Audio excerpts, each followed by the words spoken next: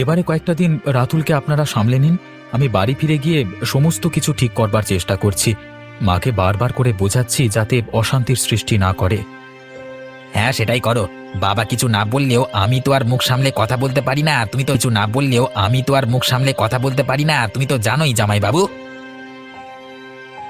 কি করতে যে এখানে এলাম কে জানে। ওখানে যেমন ঠাকুমা আমাকে দেখতে পারে না, এখানে আমার মামা আমাকে দেখতে পারে না। আমার একদম ভালো লাগে না। কলা বাগানটাতে কিছুক্ষণ চুপ করে বসে থাকি। এই জায়গাটা বেশ ভালো, শান্তি আছে, কোনো চিৎকার নেই। কি ব্যাপার? কি হয়েছে আমার ছোট্ট বন্ধুর? এরকম মন খারাপ কেন? আরে আরে তুমি কে? তুমি কখন এলে এখানে? আমি কখন থেকেই তোমার কাছে আছি, তুমি বুঝতে পারোনি? তা আমার ছোট্ট বন্ধুর মন খারাপ কিসের জন্য? কেউ কি কিছু বলেছে? তোমাকে আর কি বলবো, আমার ঘরে সব সময় অশান্তি লেগে থাকে। আমার ঠাকুমা শুধু শুধু মাকে কথা শোনায়।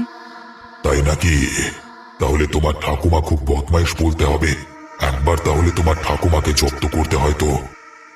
আমি একা কি করে কি করি বলো? ইচ্ছে করে ঠাকুমাকে চুপ করাই, কিন্তু আমি পেরে উঠি না। কিন্তু এদিকে মামা বাড়ি এলে মামা আবার আমাকে কথা শোনায়। আমাকে নিয়ে কোথাও যায় না, আমি একা একা থাকি। তাহলে দুজনকেই ছেড়ে কথা বলা যাবে না, ঠিক আছে? তুমি কোনো চিন্তা করো না, আমি ঠিক এদেরকে সাহায্য করব। কিন্তু তুমি কিভাবে এদেরকে সাহায্য করবে? সে আমি পারি। তুমি ঠিক দেখতে পাবে কিভাবে আমি এদের জব্দ করি। কবে দেখতে পাবো? আরে আরে কোথায় গেল সে? এই মাত্র তো আমার কাছে বসেছিল, এখন আবার কোথায় চলে গেল? তোমার ভাইয়ের ব্যবহার যা খারাপ, আমার এখন ভয় হচ্ছে ও রাতুলকে কথা না শোনায়। তুমি চিন্তা করো না, আমার বাবার মুখের ওপর কোনো কথা বলতে পারবে না। কিন্তু এখন মায়ের সঙ্গে একবার মুখোমুখি বসতে হবে। তাকে দুজনে মিলে অনুরোধ করব যাতে এইভাবে ঝামেলা না করে। কিন্তু তোমার মায়ের মাথায় কি? ওরে, আমাকে তোরা কেউ বাঁচা! আমাকে মেরে ফেললে! আমাকে বাঁচা তোরা! কি ব্যাপার? মা এভাবে চিৎকার করে উঠলো কেন? কি হয়েছে কি মায়ের? চলো চলো, আর বসে না থেকে তাড়াতাড়ি চলো। ও মা গো, ওটা কি গো? এ কি কে কে কে তুমি? আমার মায়ের গলা এভাবে টিপে ধরেছো কেন? কে কে তুমি? আমার মাকে ছেড়ে দাও। ও তোমার ছেলেকে কষ্ট দিয়েছে, ওকে আমি ছেড়ে কথা বলবো না। ওকে আজকে এখানেই শেষ করে ফেলবো। না না, কেউ কাউকে কষ্ট দেয়নি, তুমি ছেড়ে দাও ওকে। আমি ছাড়বো বলে এখানে আসিনি, আজকে শেষ করি তবে এখান থেকে যাব।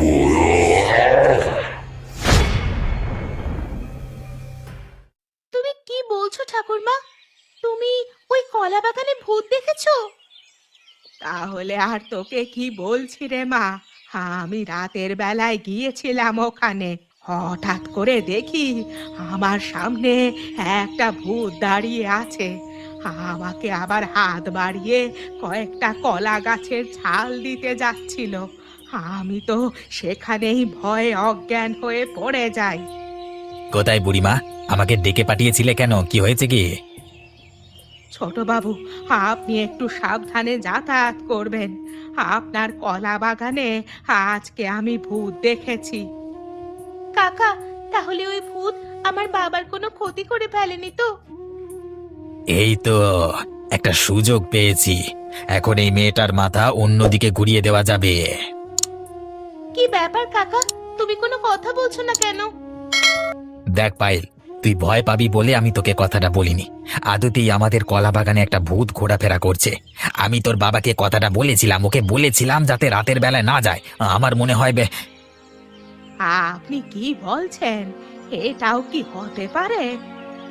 আরে হতে পারে কি হতে পারে না সেটা তো তুমি নিজের চোখে দেখে এসেছো, তা আমাকে আবার জিজ্ঞাসা করছো কেন? হ্যাঁ, তাহলে কি আমার বাবা কোনোদিন আর ফিরে আসবে না? মন খারাপ করিস না পায়েল, সত্যিটাকে মেনে নিতে শেখ। ধীরে ধীরে সবকিছু ঠিক হয়ে যাবে। আমি এখন চললাম। মা পায়েল, তুই আজ থেকে আমার কাছেই থাক, তোকে আর কোথাও যেতে হবে না। রাতুল সেই কখন খেয়েছে, এখন তোর খিদে পেয়ে গেছে।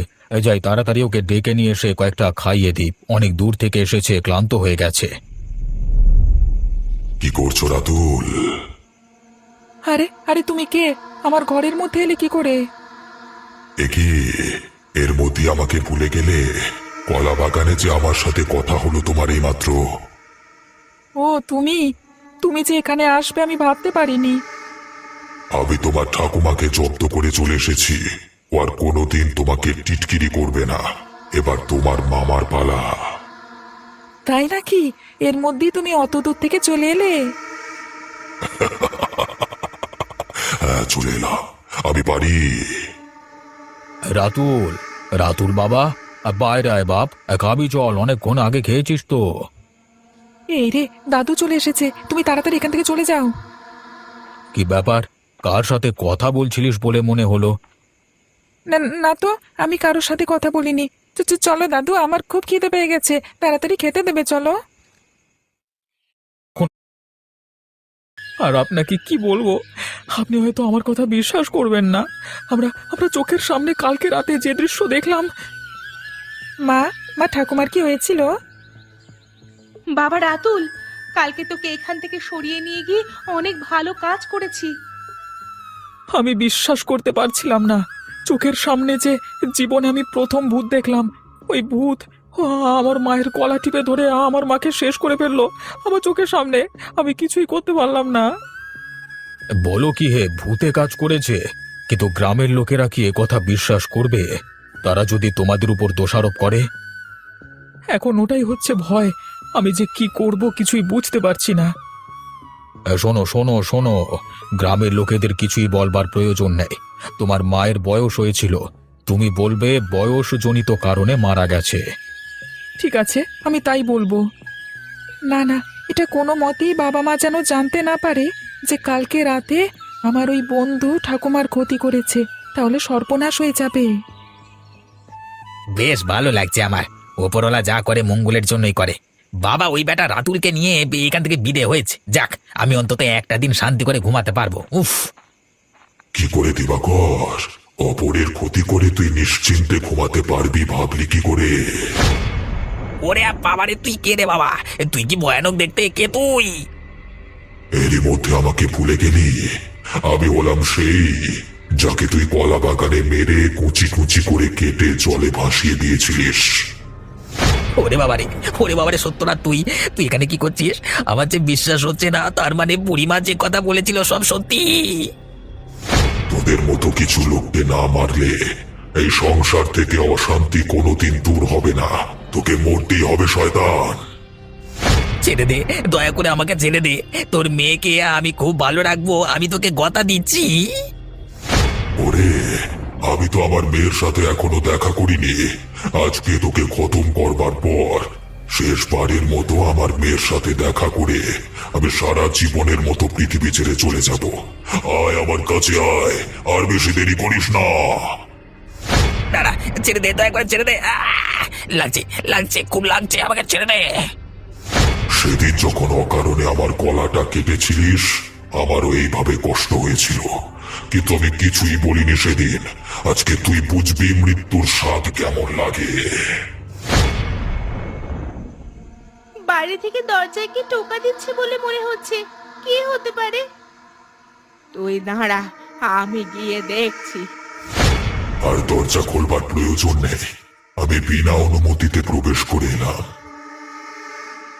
ওরে বাবা রে, ওই দেখ পায়েল, সেই ভূত এসেছে।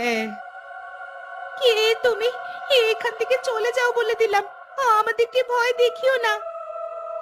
আমাকে চিনতে পারছিস না মা? আমি শেষবারের মতো তোর সাথে দেখা করতে এসেছি। তোর সাথে দেখা হলেই আমি চলে যাব। বাবা তুমি, তোমার তোমার এই অবস্থা হলো কি করে? আমাকেও বাঁচতে দিল না, অবশ্য তাকে আমি শেষ করে দিই।